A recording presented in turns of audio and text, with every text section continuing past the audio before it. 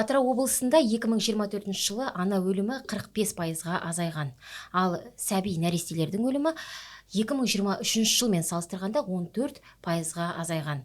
Әрине бұл қуантарлық жағдай. Дегенмен де бұл көрсеткіш әлі де төменгі нүктені көрсетсе екен дейміз. Сондықтан біз бүгінгі подкастымызды сау ана, сау бала тақырыбына арнадық. Ана мен бала денсаулығы туралы және өңірдегі ахуал туралы тарқатып кеңінен бізге айтып ақпарат беретін бүгінгі спикерлерімізбен таныс болыңыздар. Атырау облыстық перинаталдық орталығы директорының орынбасары, акушер-гинеколог Айдарханова Меруерт Сапарғалиқызы. Қош келдіңіз. Қош келдік. Бірінші санаттағы неонатолог, невролог, функционалдық диагностика дәрігері Мұханов Аслан Асанұлы. Қош келдіңіздер. Жалпы сіздерге жолдайтын алғашқы сұрағым, жалпы өңірдегі ахуал қандай?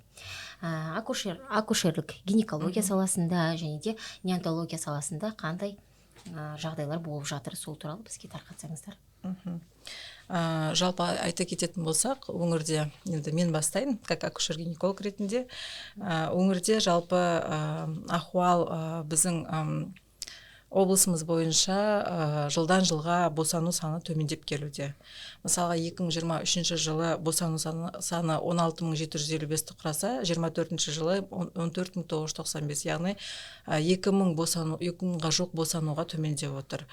Бұл дегеніміз, яғни бізде қазіргі таңда мына фертильді жастағы әйелдер дейміз ғой, яғни босану жасындағы әйелдер саны азаюда. Керісінше балалар саны көп. Яғни фертильді жасқа жетпеген қыз балалардың саны көп болу себебінен босанудың саны. Ертежіктілік қой бұл сіздің айтып отқаныңыз? Жоқ, ертежіктілік емес.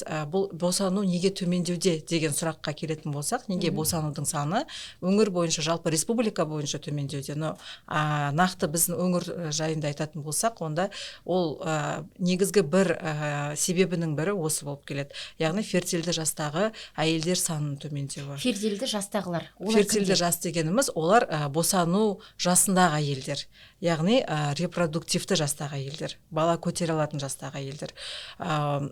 Керісінше, яғни фертильді жасқа дейінгі қыз балалардың саны артып отыр бізде, фертильді жастағы әйелдердің саны, наоборот, керісінше азайып отыр. Сол себептен босанудың да санының азаю сол себептен. Бірақ соған қарамастан, мысалы бізде көп босанушылардың саны төмендеген жоқ, сол бір қалыпты жоғарғы деңгейде сақталуда.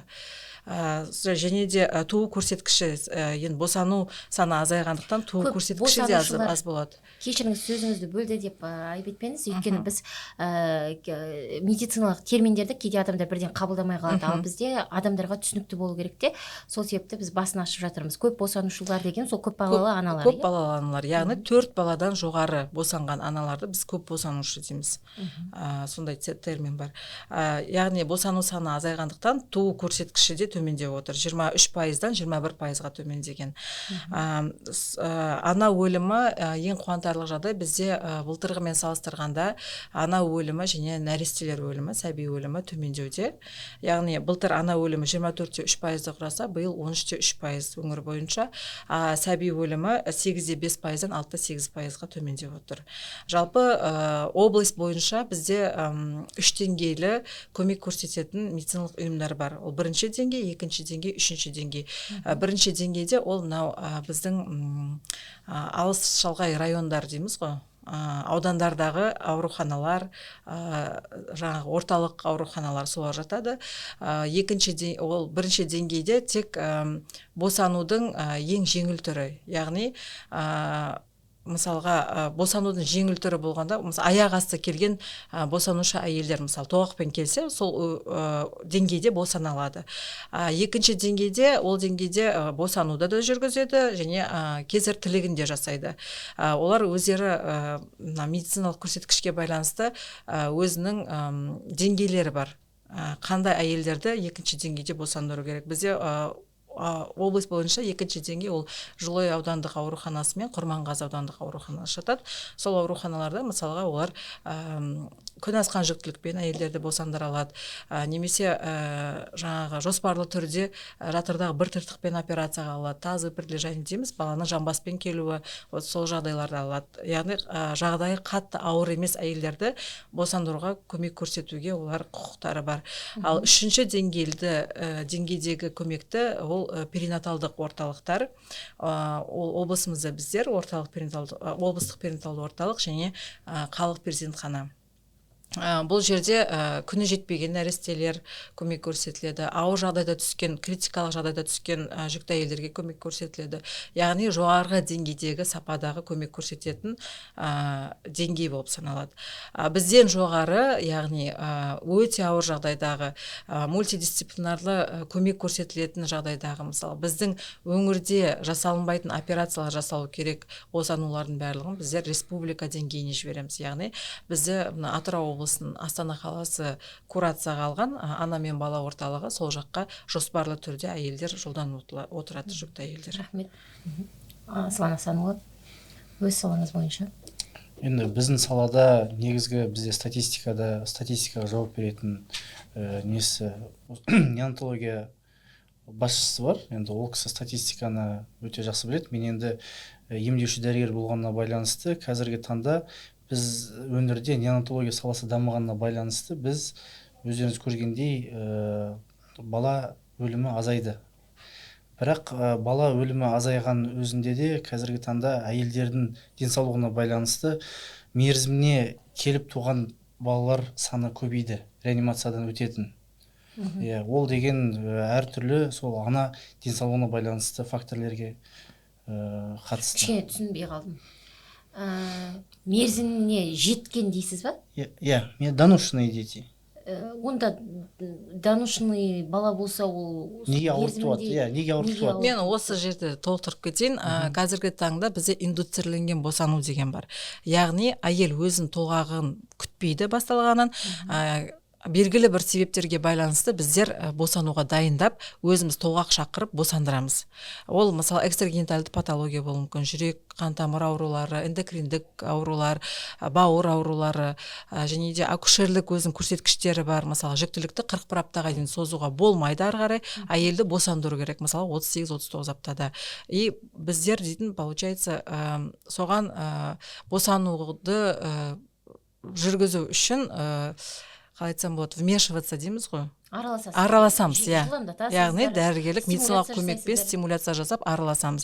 Әрине, ол индуцирленген босанудың саны артқаннан кейін реанимацияға түсетін күні жеткен балалардың саны, нәрестелердің саны артуы, ол себебі осында. Себебі сонда. Себебі ол табиғи жолмен босанбағандықтан, ол жерде индукция жүргендіктен өзінің кезекті бір балаға деген әсеріне алып келеді. Сол себептен бала жаңағы пневмониямен туылуы мүмкін, вентуритробный пневмония дейміз, немесе асфиксиямен туылуы мүмкін. Менде мынандай сұрақ болып тұр да. Бала доношенный дейміз, яғни уақытына жетілген бала. Жетілген уақыты жетіп бала толық қалыптасып тұрған кезде де бұндай жағдай орын алуы мүмкін. Яғни бұл босану кезінде орын алатын жағдай болып тұр. Босану кезінде орын алады. 9 ай, жаңағы 41, анасының құрсағында 41 апта болса да, УЗИ көрсеткішінде барлығы жақсы болса да, босану кезінде орын алып қалу ықтимал жағдайлар. Ол мысалға қазір маловодье, многоводье дейміз, суаздық, су көптік, және де бала жатыр, бала жолдасы арасындағы қан айналымының бұзылыстары көп. Қазіргі таңда нарушение дейміз, маточно-плодового плацентарного кровотока. Ол дегеніміз, яғни су аздық, су көптік, жаңағы нарушение, немесе баланың құрсақ ішілік дамуының кідірісі деп айтамыз, задержка внутритробного развития плода дейді. Яғни балада барлығы дамыған, тек бала салмақ қоспайды іште жатқан бала. Мысалы 39 аптада 2 кило 100 бала босанады. Ол 3 килодан аса бала туылу керек мысалға. Немесе 35 аптада кило 200 бала босанады. Ол дейтін анасының ішінде жатқанда балаға дұрыс қан айналымының бұзылысы нәтижесінде балаға дұрыс қан айналым арқылы оттегі бармаған. Сол себептен кислородный голодание дейді, яғни оттегінің жетіспеушілік тапшылығынан туындап отырған бұл патология болып есептеледі. Ол анасының ішінде жатқанда созылмалы гипоксияда нәресте болуы мүмкін, бірақ анасының ішінде ол нәресте оған үйренген сол гипоксияға, яғни ол УЗИ бойынша доплерометрия дейміз, жаңа қан айналымды қараймыз, және кардиотокография баланың жүрек соғысын тыңдайтын, яғни фиксировать ететін аппарат. Сол арқылы қарағанда балада онда қатты нарушение болмайды. Біздер белгілі бір мезгілге дейін жеткізіп ары қарай босандырамыз. Вот сол кезде мысалға бала іште созылмалы гипоксияда жатқан бала, әйел родыға, босануға түсті, тоғақ басталды, тоғақтың өзі балаға стресс болып саналады. И сол тоғақ кезінде бала тағы да өзінің гипоксиясына қоса, тағы да гипоксияны алып, жағдайы нашарлауы мүмкін. Мысалы су жасыл болып кетуі мүмкін. Су жасыл дегеніміз ол жаңа инфекцияға байланысты жасыл болуы мүмкін. Баланың созылмалы гипоксияда болған себебіне жасыл болуы мүмкін, немесе острая гипоксия дейміз, яғни іште жатқанда бала қатты қиналғаннан ұлы дәретін жіберіп қояды. Сол себептен жаңа су жасыл болып соны жұтып қояды бала. Көбінде сондай жағдайларда бала ауыр жағдайда бұл өте қауіпті ғой. Бұл өте қауіпті. Ал мерзімінен асып кеткен жүктілік жағдайында да жасыл болып кетуі мүмкін бе? Әрине, мезгіліне, мына жүктіліктің мезгілі өскен сайын жаңағы баланың суы, қағанақ суы азаяды. Ол қалыпты жағдай. 41 аптаға жеткенде, яғни маловодье болу, ол қалыпты. Және де күні асқан сайын баланың бас сүйектері мысалға күні қатайып кетеді. Күні жетіп тұрған кезде ол жұмсақ болып конфигурировать ететін болса, мысалы босану жолын өткенде ол андай плавно өтеді баланың басы. Күні асқан жүктілікте, мысалы ірі ұрық болса, және нағыз күні асқан жүктілік болатын болса, оның басы қатты болады, соответственно, ол анасының босану жолы арқылы өту қиындайды. Осы тұста сұрақ қояйыншы, мүмкін оқырмандар үшін де маңызды болар. Ана өзінің күні асып кетіп бара жатқанын біледі. Біледі ғой, мысалы 40 аптаға келіп қалды, оның салдарынан да хабардар, терең болмаса да үстіртін. Осы жағдайда ол толғағын күтпей, алдын ала босанғым келеді деп ниет білдіре алады ма? Жоқ, бізде мына клиникалық диагностикалық хаттамалар бар, протокол дейміз. Сол бойынша жұмыс жасайтын медициналық ұйымдар. Біздің протокол бойынша 41 аптаға дейін күні жетілген жүктілік болып есептеледі. Яғни, егер нағыз көрсеткіштер болмаса, жүкті әйел өзінің толғағын 41 аптаға дейін күте алады. 41 аптадан асқаннан кейін ол күні асқан жүктілік болып есептеледі. Протокол бойынша 41 апта 3 күнге дейін біз анасына өзінің таңдауына қалдырамыз. Ол мысалға келісуі де мүмкін, келіспеуі де мүмкін. Жаңа біздер индукция родов жасаймыз дедік қой, біз араласамыз, босандыруға дайындаймыз жатыр мойнын, ары қарай дайындағаннан кейін суын жіберіп, система қойып, тоғақты шақырып деген сияқты. Егер мысалы анасы айтуы мүмкін, жоқ, мен 41 апта емес, 42 аптаға дейін күткім келеді десе, егер кардиотокография, жаңа баланың жүрек соғысы жақсы болса, сосын УЗИ плода на биофизический профиль деген бар. УЗИдің бір түрі, тоже ультрадыбыстың балмен беріледі, сол жақсы болса, анасы күтуіне болады. Жүкті әйел күтуге болады 42 аптаға дейін. Егер де басқа көрсеткіштері нашарлап тұрса, анасына түсіндіріп айтып, біздер 41 аптадан бастап та босануға дайындаймыз. Көбінде 42 аптаға дейін өте аз, жүретін әйелдер кейде жаңағы білмей қалып, кеш келетін әйелдер бар, өздері білмей қалып. Көбінде мына поликлиникалар, бізге емханалар 41 аптаға дейін, бір апта қалғанда әйелдің анализін дайындатып, выпискасын жібереді қалалық емханаға, қалалық перзентханаға немесе облыстық перинаталдық орталыққа, және жүктілер патология бөліміне орын беріліп, 41 аптасында әйел, босанушы әйел жатқызылады отделениеға. Ары қарай сол жерде жаңағы обследованиясын өтіп, босануға дайындауды жүргіземіз. Демек, кез келген ана 40 аптадан асқаннан кейін жауапкершілікті мойнына артып, алдын ала жаңағындай анализдарды тапсырып, өйткені медбикелер бір ғана босанушының артын аңдып жүрмейді ғой. Демек, ана да өз жауапкершілігіне алып, анализдарын тапсырып, 41 аптасына сақадай сай тұру керек қой. Себебі 41 аптадан асқаннан кейін де қозғалатын адамдар болуы мүмкін ғой. Мүмкін, иә. Сондықтан осы нәрсе 43 аптаға дейін жеткен әйелдер болып бізде босанған. Біз айтып тұрсыз ғой 41 аптада жауапкершілік алу керек деп. Жоқ, 40 аптада. Жоқ, негізі әйел адам, әйел адам, ер адам отбасы құрды ғой. Ол кезде ол екеуі де сол кезден жауапкершілік басталады. Жалпы, сол кезден басталады. Сосын планирование береміз деген бар ғой. Қазір біздің Қазақстанда ол өте баяу дамыған. Қазір деген 2 жас бір-бірін танысады, даже бір-бірін танымай үйленеді. Сосын енді жас организм болғаннан кейін ол бәрі жақсы болғандықтан байланысты олар бөпе көтереді. Бірақ ол екеуіне де стресс болады. Ер адам да дайын емес әке болуға, әйел адам да дайын емес. Әйел адамға 2 есе қиын. Себебі ол өз үйінен шығып басқа үйге келін болып барады.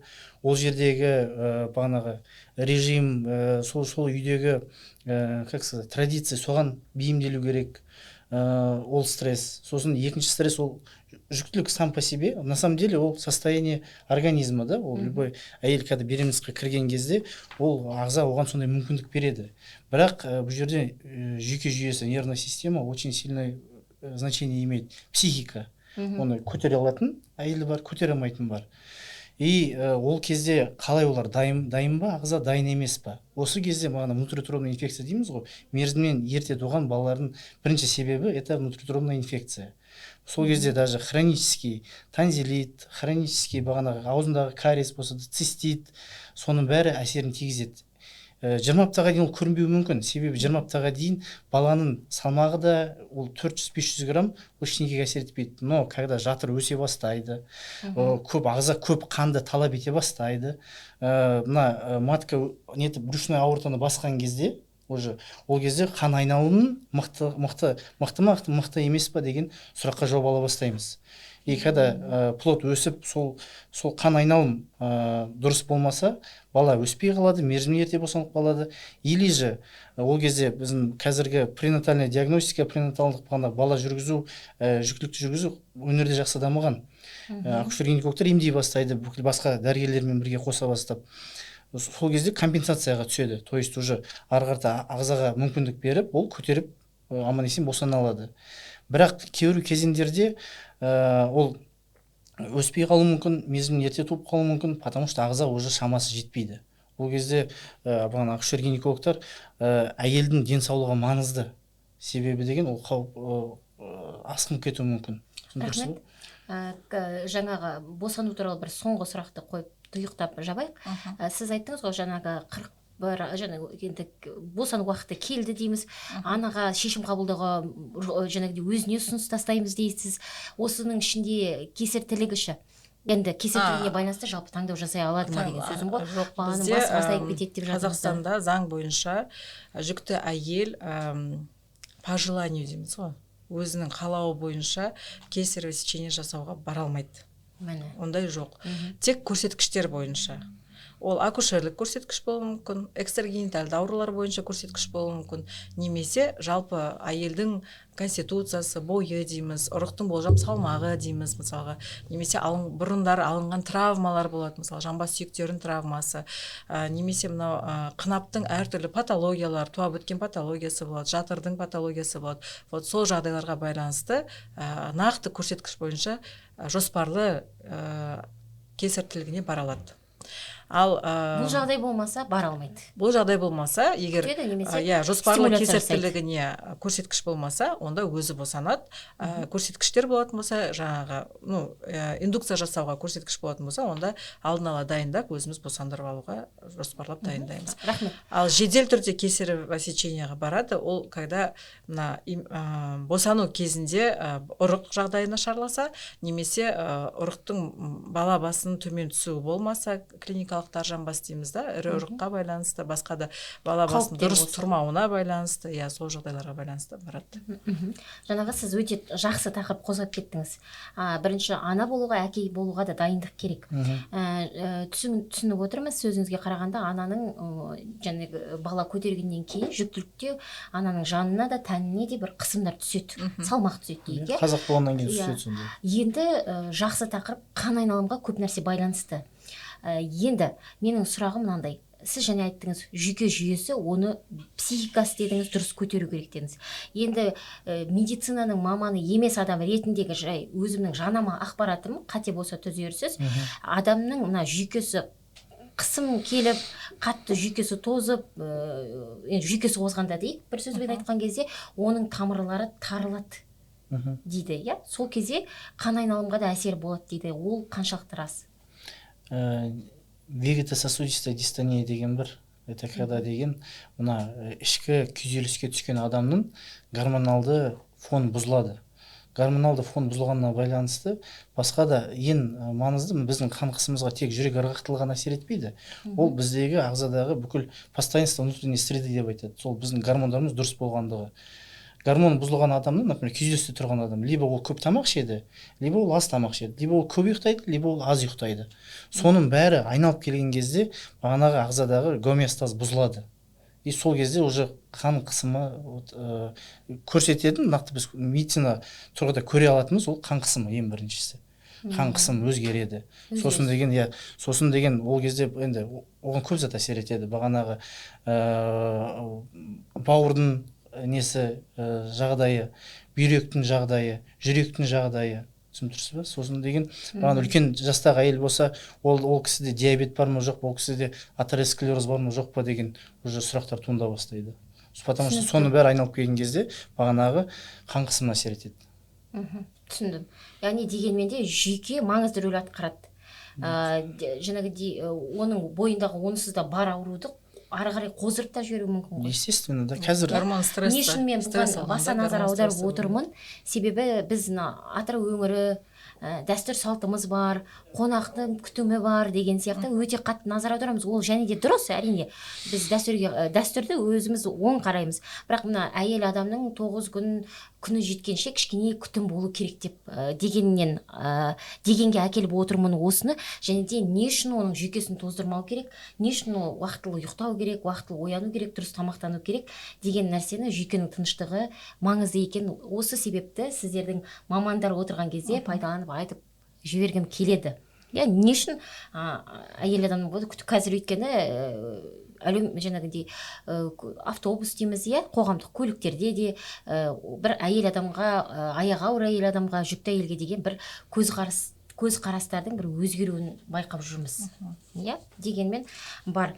Жалпы мына жерде эндометриоз ауруына шалдыққан әйел адамдар көп дейді. Көбейіп келе жатыр. Осы ауру деген бұл қандай ауру?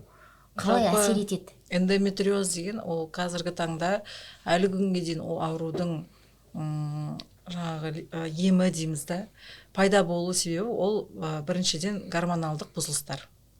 Эндометриоз дегеніміз не жалпы? Мына жатырда 3 қабат болады. Эндометрий, ол ішкі слой, одан кейін миометрий, бұл шығытты слой, сосын серозның сыртқы беті. Сол мына эндометрий, мысалға, әйел адамдарда етек келген кезінде осы эндометрий қабаты өсіп, егер жүктілік болмаса, сол атторгация дейміз, жаңағы сылынып түседі. Сол себептен ары қанды бөліністер жүреді, әйелдің етек жүреді деген сияқты. Вот гормоналды бұзылысқа байланысты мына эндометрий қалың болып, жаңағы мына етек кезінде бөлінген қан жатыр түтікшелері арқылы мына ішкі құрылыстарға қарай өтеді. Брюшная полость дейміз, құрсақ қуысы сол жаққа қарай өтеді жатыр түтікшелері арқылы. Жатыр түтікшесінің сыртына, немесе жатырдың сыртқы қабатына, аналық бездеріне, ішектерге, париетальная брюшина дейміз, ішастар дейді, сол жаққа жаңағы очаг болып, жаңағы қара-қара точка болып жабысып қалады. Сол бөліктерге шашырайды, Сол себептен ол жерде спаечный процесс пайда болады, жабысқақ ауру дейміз.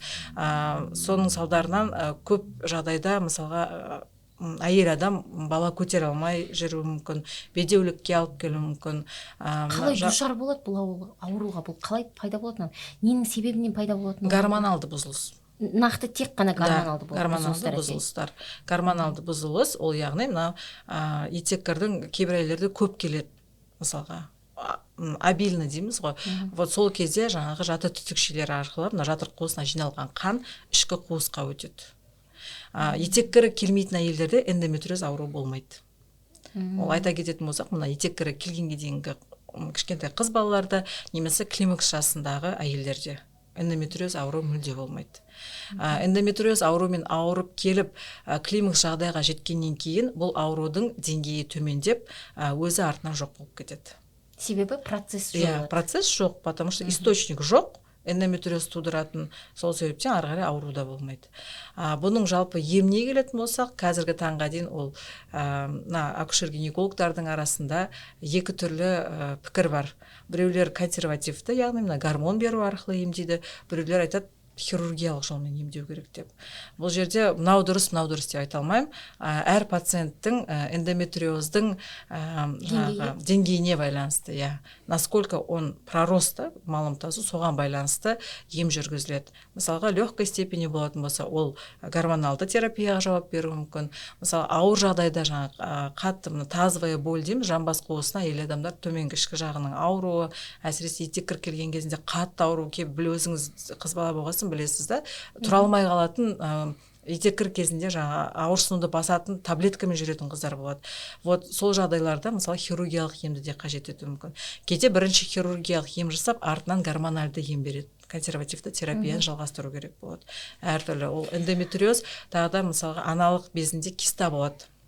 Эндометриоидная киста дейміз, яғни кистаның ішінде қоңыр шоколад тәрізді сұйықтықтың жиналуы. Бұл жаңағы шашырағандардың әбден жиналуы және аурудың асқынған деңгейі болу керек, шамамен түсінгенім бойынша.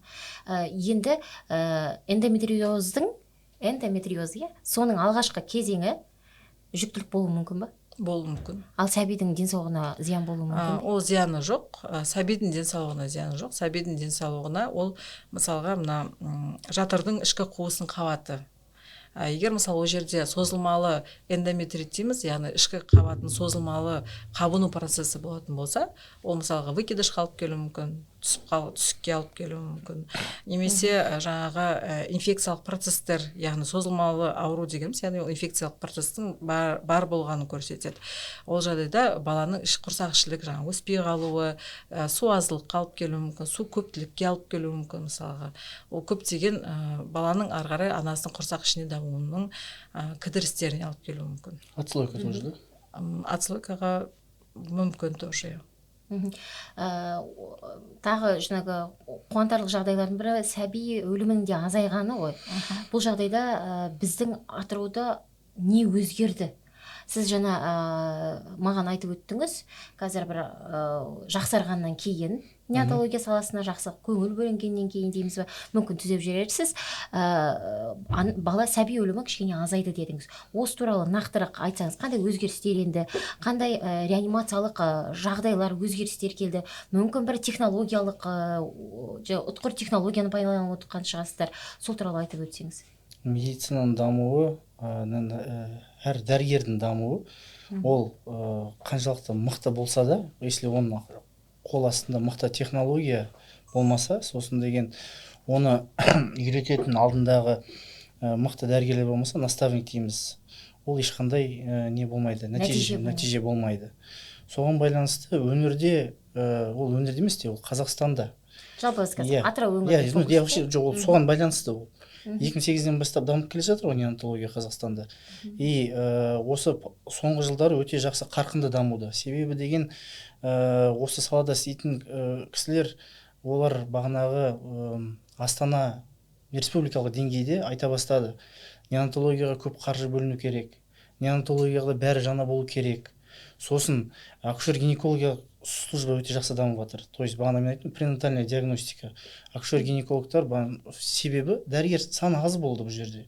дәрігер саны қазір көбейіп жатыр, күннен күнге артып жатыр, жылдан жылдан жылға мамандар толып иә жатыр. мамандар толып жатыр. Сосын жылдан жылға ол мамандардың тәжірибесі көбейіп жатыр, жан жаққа барады дәрігерлер. Тек Қазақстанмен ғана шектелмейді, олар неше түрлі семинарларға барады, 3 күнге барса да соның өзіне көп білім алып келіп соны енгізеді. Бағанағы сөздің басында айтқан наставник деген ол кісілер жылдан жылға көрген несі бар, тәжірибесі бар. Например, бір бала сол веспен өмір сүре алмай қалды, өкінішке орай. Себебі деген технологияның жетіспеушілігі болды. Или же бағанағы әйелдің жағдайына байланысты. И сол кезде біз басқа сол немен біз емдеген кезде қазіргі күнде бізде бәрі бар. Күвезіміз бар, жапжаны аппаратымыз бар, бүкіл медикаменттеріміз бар, бәрі жеткілікті. Бірақ деген ол кепіл бермейді, что біз бала 100% адам болып шығып кетеді. Себебі деген бұл жерде уже бағанағы индивидуальный фактор бар. То есть нәресте ол вмешательство ғой. Біз оның получается дамуына кірісіп жатырмыз ғой. Біз насильно баланы демалдамыз. Ол өкпе деген 39 аптадан іште жату керек. Біз оны деген 23 аптадан демалта бастаймыз. Ол оған дайын ба, дайын емес пе?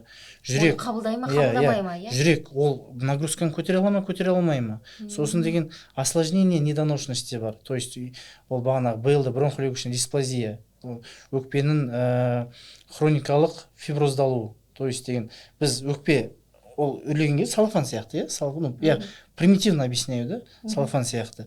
Егер оны қайта дайын емес өкпені үрлеп жіберіп, ол жерде маленький микротрещины болады, трещина. Сосын ол жазылады, жара. Ол тек бір жерде емес, ол каждый альвеола солай болады. Сосын каждый альвеола бір мынандай нені жинайды, просто одна доля легкого. Потом целая легкая кетеді, түсініп тұрсыз ба? И соны көтере алатын нәресте бар, көтере алмайтын нәресте бар. Сосын екінші осложнение это некротический энтероколит. То есть шек жолдарын біз бала дүниеге келгеннен кейін оны іске қосқаннан кейін, баланы іске қосты айтамын, иә, анасына бөлек іске қосып жатырмыз ғой. Ол шек жолдары ол тамақты қорыта ма, қорыта алмай ма? Сосын іште жатқан кезде қаншалықты гипоксия болды. Бағана Меруерт Сапаргалина айтты, бір деңгейге келген кезде нәресте өспей қалады. Задержка внутритурного развития плода дейміз, маловесный. Неге олай болып қалды? Себебі бағана қан жетіспейді. Қан жетіспеу деген ол микро-макроэлементтер жетіспеу деген сөз. И ол кезде организм андай состояниеға кетеді. Ми айтады, так, ребята, маған жетіспей жатыр. Давайте былай істейміз, мен өспей қоям, бір деңгейде қала берем, и бүкіл зат алмасу процесті соған бейімдеймін дейді. И адам ағзасында когда кислород жетпеген кезде ми сигнал береді. Сохраняем самое важное. Это мозг, сердце, легкие. А то, что внизу находится, олар просто так минимальный кровотокпен, минимальный обменмен өмір сүреді. А біз оны дүниеге алып келеміз, бала келеді, балаға бүкіл іс-әрекет істейміз, стабилизация деп аталады. Стабилизациядан кейін уже белгілі болады 10 күннің ішінде баланың ағзасы қаншалықты бұл өмірге дайын екен. И осы кезде де мен айтамын, хоть медицинада жүрсем де, хоть наука дейміз, бұл жерде бәрібірде уже внешние силы әсер етеді. Алланың ісі ғой. Ол потому что деген біз қаншалықты істесең де кейбір нәресте аман қалады, кейбір нәресте аман қалмай қалады. Түсінікті. Ал жаңағы УЗИдегі барлығы жақсы, барлығы нормада деген себеп бала өзінің өсіп жатқан ортасына жай ғана үйреніп алады. Иә? Сондықтан босанудан кейінгі болатын жағдайлар осы себепті өзгерістер болады. Нарушение болуы мүмкін, суаздылық болуы мүмкін, су көптілік болуы мүмкін. Алайда жаңағы параметрлар бойынша бала сол средада өзін комфортно чувствует. Бейімделген сол ортаға. И мысалға ол баланың срогы 28 апта болатын болса, мысалы 28 аптада кило 200 бала болады. Мысалы ол бала егер сол ортаға бейімделген болса, ол срокта біздер босандырмаймыз. Оны кішкене созамыз. Мүмкіндігінше барынша созамыз, неотоптарға өсіріп беруге тырысамыз баланы. Ол определенно бір өзінің уровеніне жеткен кезінде жаңағы балаға уже орта ыңғайсыз, ол ортада уже қиналып жатқан болса, сол уақытта босануға дайындаймыз баланы. Түсінікті. Мен айта кетейінші, бағана айтты ғой, один день внутриутробной жизни, то есть бір күн ананың ішінде болғаны, ол бір апта внеутробной жизниға равняется. Бала анасының ішінде болған жақсы осындай жағдайда. Нежели оны ерте босандырып, жаңағы искусственный вентиляция легких дейміз, сыртқы ортадағы инфекция бар мысалға. Соның барлығы ол недоношенный бала болғасын, олар соған тез өзіне қабылдап алады. Былайша айтқанда ананың ішінде жатып бір күнде алатын қоректерін өмірге келгеннен кейін оған бір аптаға жет болады деген сөзіңіз дұрыс ғой. айтасыз.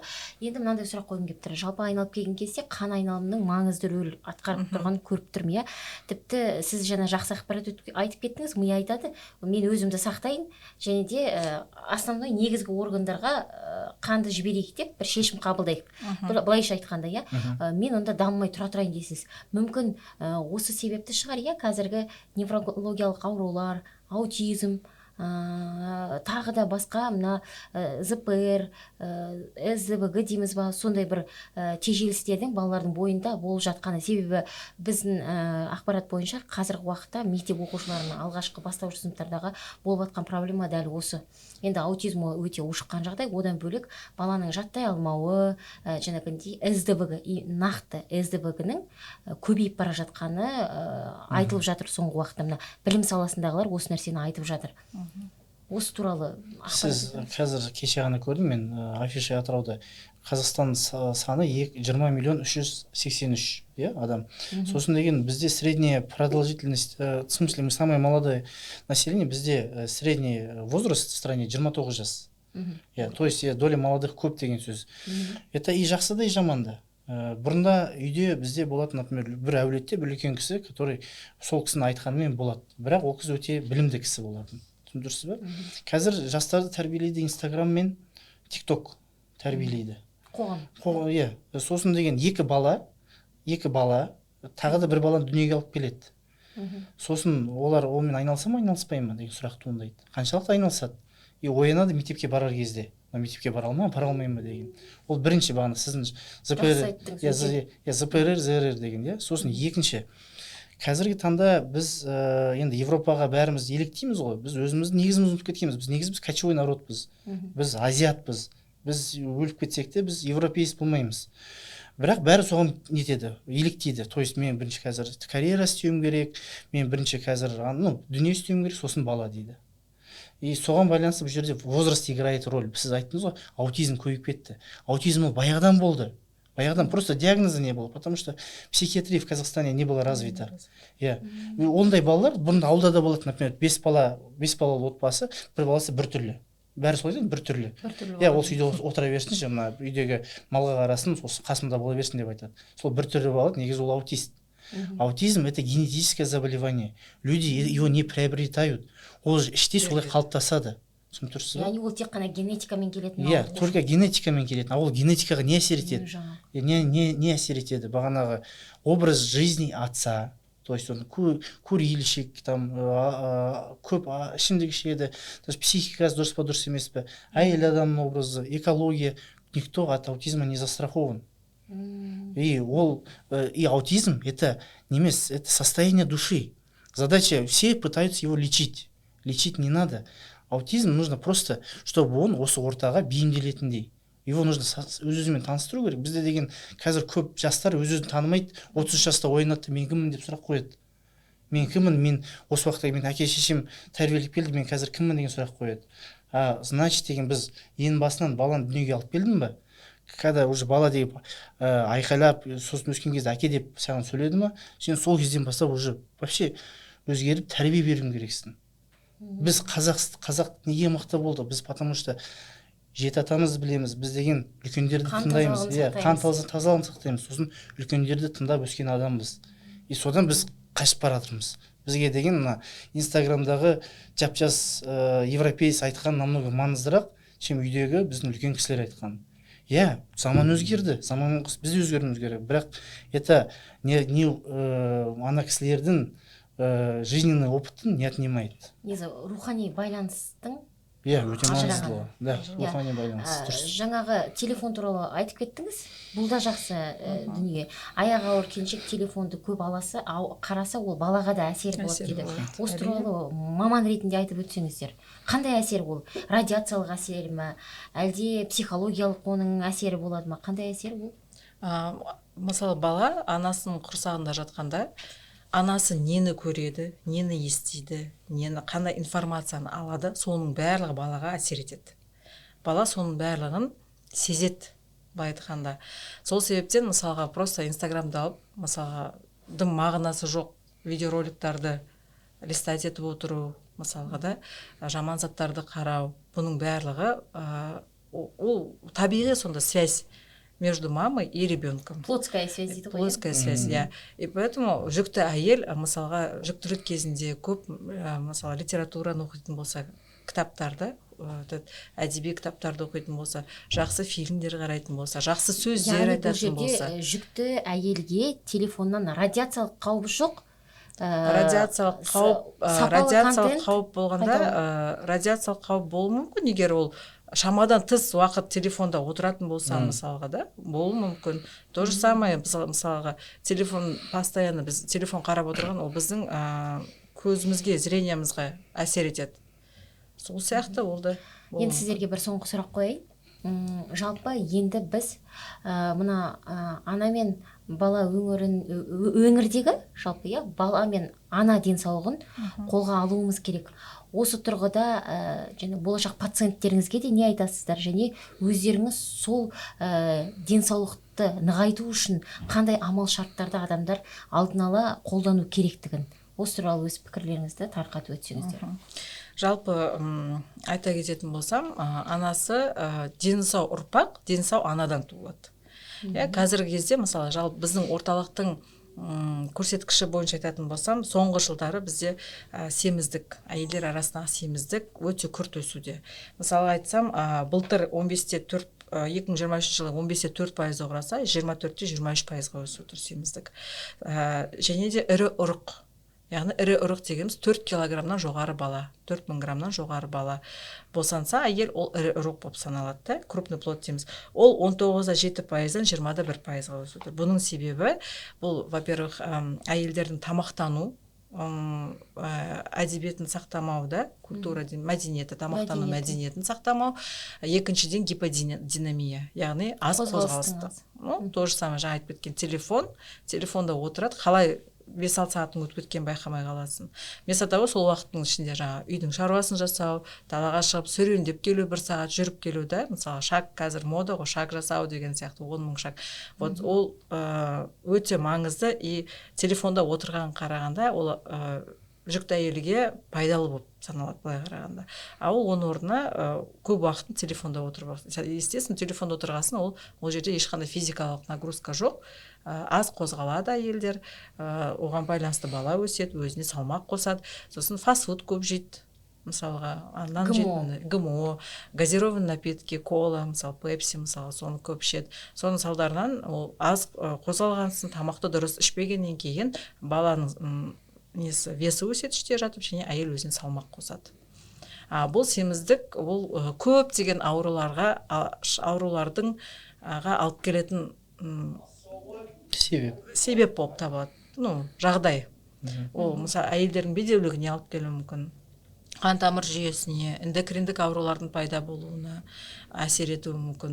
Вот осындай көптеген жағдайларға алып келуі мүмкін. Сол себептен кез келген біздер даже мына қыз бала кезінен бастап, әр ата-ана өзінің үйінде қыз баласын тамақтануын қадағалау керек, және де спортқа беру керек. Физикалық тұрғыда қыздар шыныққан болу керек. Ол спортқа барған кезде адам организмде қан айналым жақсарады, ускоряется, да, кровообращение ускоряется. Соответственно, кровообращение ускоряться еткеннен кейін ол ағзаларға баратын оттегінің көлемі де көбірек болады. Яғни оттегі жетіспеушілік дамымайды бұл жағдайда. Сол баланың денсаулығын нығаюына алып келеді. Қазіргі таңда бізде мектеп жасындағы қыздарымыз да, ұлдарымыз да телефонда отырады. Сіздің соңғы уақытта әйел адамдардың бойында денсаулығында нақты аналық дамуына қандай бір алдын алу шараларын өткізіп жатырсыздар? Мүмкін мектепте, мүмкін өздеріңіздің салаларыңызда ашық есік күні өтеді ма? Нақты сол атқарып жатқан жалпы ол жұмыстар жөнінде. біздің салада жылына 1-2 рет ашық есік күнін жүргіземіз. Ол гинекологиялық аурулары бар науқастарға жасаймыз оны.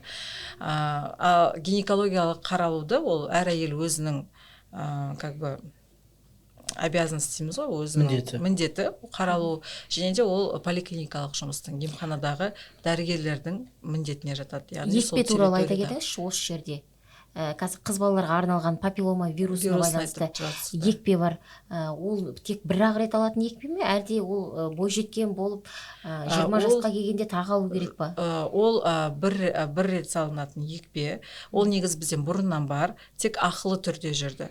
Енді осы биылдан бастап оны мына календарь прививок дейміз, вакцинация, соған енгізді. Яғни 11-12 жастағы қыз балаларға тегін вакцинация күнтізбесіне байланысты тегін салынады.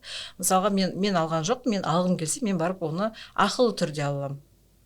Яғни сіз дәл сол 11-12 жастағы болмасаңыз да, алмасаңыз, сіз 25-30 мен бірінші анализ тапсырамын ВПЧ-ға. Егер менде ВПЧ-м отрицательный болатын болса, теріс мән беретін болса, мен вакцинация жасағым келсе, мен поликлиникаға барып оны жаңағы ақылы түрде аламын. Бірақ қазір ақылы түрде емханаларда бар жоғын білмеймін. Оны әр әйел өзінің емханасынан соғып сұрай алады. Нақты бұл вакцинацияға келетін болсақ, енді бұл жөнінде өте көп пікірлер бар, ойлар бар. Бұл вакцинация күні кеше бүгін шығып қолданысқа берілген вакцинация емес, жылдар бойы қаралған. Ол Европа, Америка, барлық жерде жаңағы научный исследование жасалғанда көптеген группаларға салынған, соның зияны жоқтығын көз жеткізе отырып қолданысқа беріп отыр. Көбінде бұл вакцинадан ата-аналардың қорқатыны қыз балаларда бедеулікке алып келуі мүмкін деп қорқады. Будущем қыз бала ана бола алмай қалады деп. Ол бедеулікке ешқандай қатысы жоқ. Бұл жайында көптеген жаңағы научный зерттеулер жүргізілген. Сонда именно вакцинация алған қыз балалар артынан ана болып жатқан. Яғни бедеулікке ешқандай бұның қатысы жоқ. Мысалы, мен өзім айта кететін болсам, мен 12 жасар қызым бар. Соның классында жаңағы чатқа жазады апайы, осында қыз балаларға кім қарсы? Менен басқасын бәрі қарсы болды. Жалпы мен келсем деп бергенде бәрі қарсымын деп ауыратын жүрекпен қарайды, қорқып қарайды әлі күнге дейін. Оның қорқынышты ештеңесі жоқ. Ол әлем бойынша өсіп келе жатқандықтан бұны қараптан шығарған жоқ ешкімді. Ол жаңағы рак шейки матки дейміз, жылдан жылға жасарып келе жатыр. 23 жасар қыздарда да, 21 жасар қыздарда да рак шейки матки мысалы табылып жатыр қазір. Сол себептен соның алдын алу мақсатында берілген. Шетелде жаңағы ВПЧ-ны ер балдарға да салады, рак простаты. Рак простатыдың алдын алу. Бізде ол әлі жоқ, Қазақстанда жоқ. Біздерде не то что ер балдар, әйел қыз балаға салудың өзіне қазір қорқынышпен қарайды ата-аналар. Может, ол жаңағы әлі күнге дейін дұрыс информация берілмей жатқан шығар деп ойлаймын. Ел арасында жаңағы убедительный дейді ғой, нелер көрсетпей жатқан болар. Күмәндер бар, иә. Аслан Асанұлы. Мен бағана айттым ғой. Дені сау бала болу үшін, ол дені сау отбасыда пайда болу керек.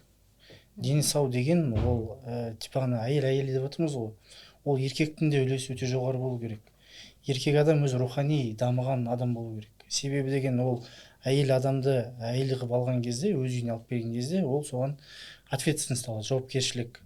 Дүниеге келген балаға да жауапкершілік алады. Соған ол сол жауапкершілікті көтеруге дайын болу керек. Осы тұста сұрақ сізге, дәл осы әкелерді, мысалы, жүктілікке дайындау деген сағаттар өтеді, ерлі-зайыптылар барады, ал жеке әкелерге, жігіттерге, мысалы, боз жігіттерге кәдімгідей бір ашық есік күні деп айтамыз ба, әлде бір ақпараттандыру жұмыстарын жүргізу керек па, ондай болып жатыр ма?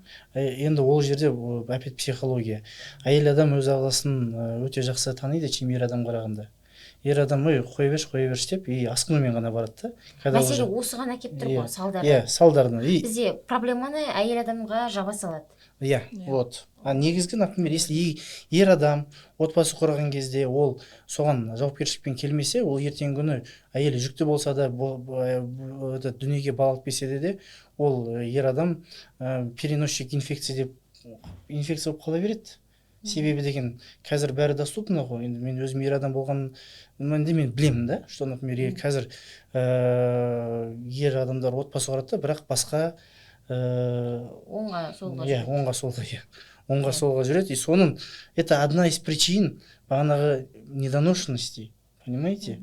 Ол алып дені сау әйелді айылғып алады да, ол бөпе көтереді, а он не перестает вот эти вещи делать. Конечно, дүниеге сондай бала келеді. Сосын деген оны бала келгеннен кейін баланың да түрі болады. Недоношенный мерзімінен ерте туған бала туады, бірақ оның да ертеңгі 2 жасқа дейін істейтін жұмысы көп адам болу үшін.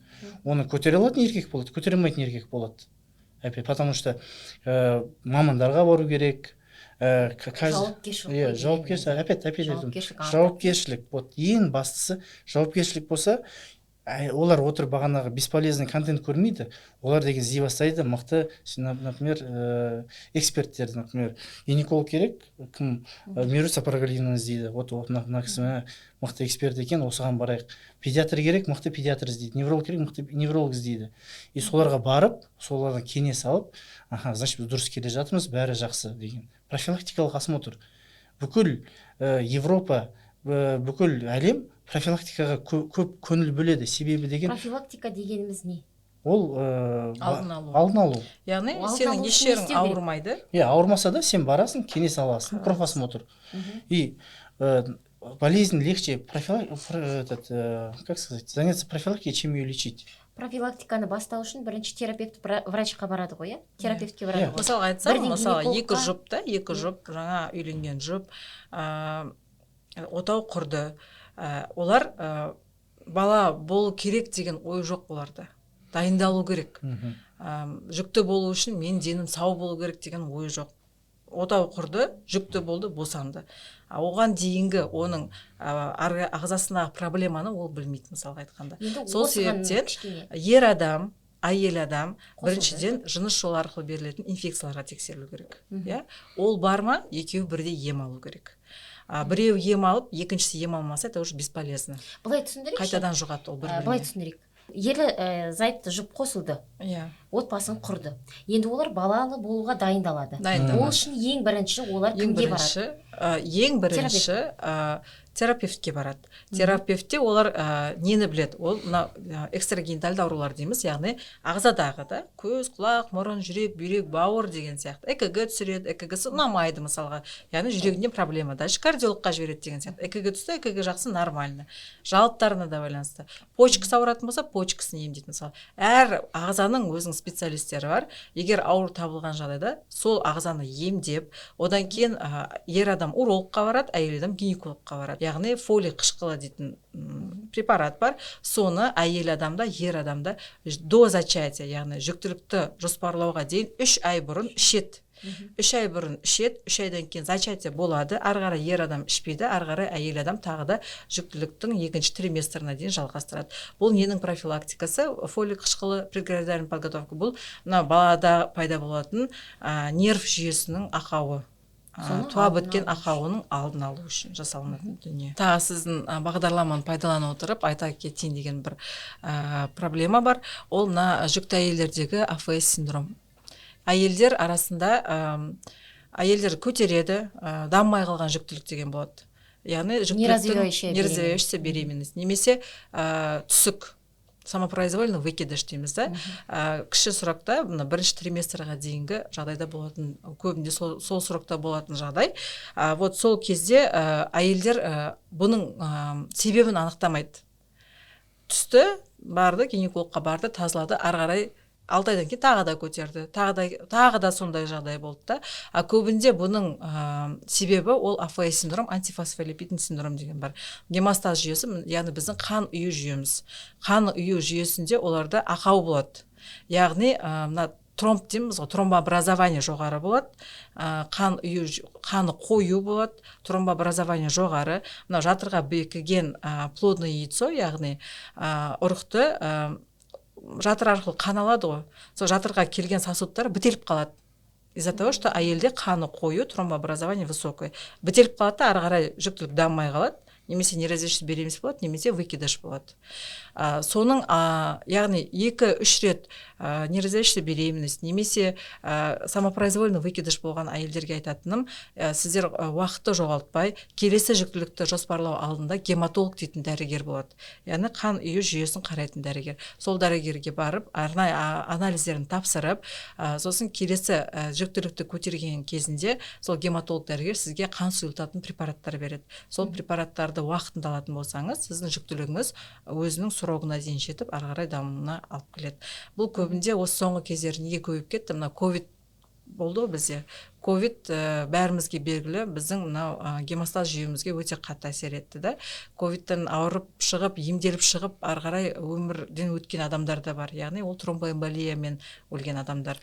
Тромбоз, жаңағы сосудтарын бітеп қалады, и адам сол жерде жүріп кетеді. Вот то же самое мына әйелдер арасында да сол ковидтің инфекциясы, яғни коронавирусная инфекция, осы қан үйі жүйесін бұзып отыр деп. Көбінде сондай көп литературада соған алып келеді причинасы. Рахмет. Біз барынша ана мен бала денсаулығына қатысты барлық ақпаратты мейлінше беруге, уақытымыз жеткенше беруге тырыстық. Әлі де қаузайтын тақырыптар өте көп. Сондықтан енді осы жерден тоқтатып сіздерге алғыс білдіреміз. Уақыт бөлгендеріңізге, келгендеріңізге. Ана да сау болсын, бала да сау болсын, халқымыздың саны көп және сапалы болсын. Баршаңызға рахмет.